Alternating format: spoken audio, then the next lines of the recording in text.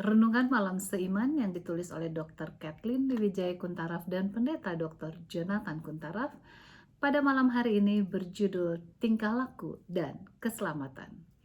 Ayat intinya terdapat dalam Roma 12 ayat 1 sampai dengan 3 yang bunyinya adalah: Jadi siapa yang ada di dalam Kristus, ia adalah ciptaan baru.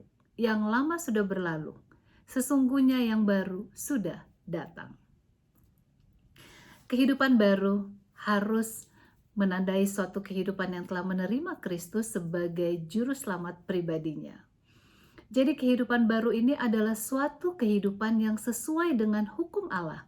Namun untuk memastikan apakah tingkah laku orang Kristen itu merupakan suatu hal yang pantas, ada dua hal ekstrim yang harus dihindari.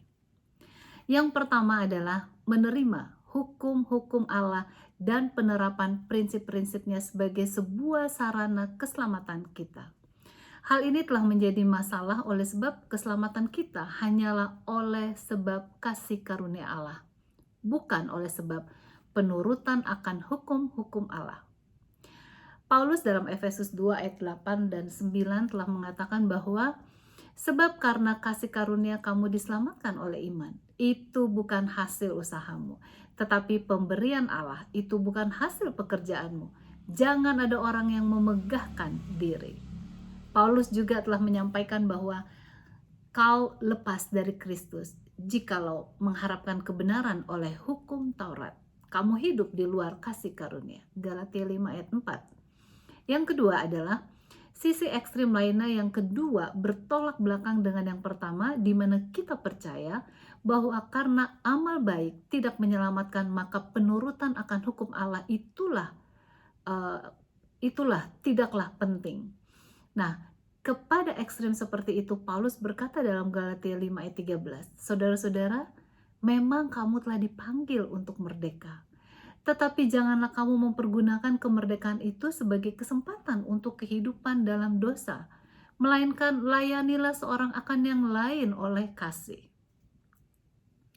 Jadi bila setiap orang mengikuti hati nuraninya sendiri, maka tidak ada lagi tata tertib sesama Kristen sebagaimana yang digariskan dalam Matius 18 dan juga Galatia 6 ayat 1 dan 2.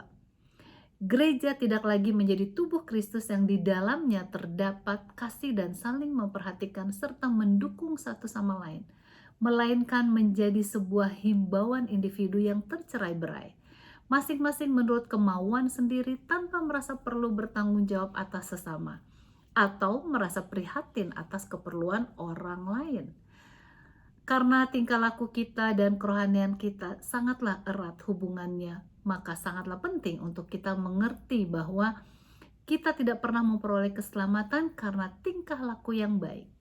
Sebaliknya, tingkah laku orang Kristen adalah buah akibat kita telah diselamatkan secara alamiah yang telah diselesaikan oleh Kristus bagi kita di Golgota.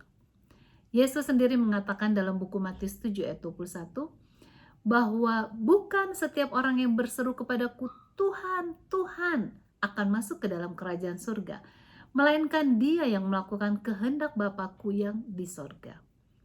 Kiranya kita tidak pernah termasuk kepada dua golongan ekstrim tersebut. Biarlah kita sadari bahwa keselamatan hanya oleh sebab kasih karunia Allah. Namun karena kita telah diselamatkan, kita rindu untuk menghidupkan suatu kehidupan yang sesuai dengan kehendak Allah. Tuhan Yesus memberkati.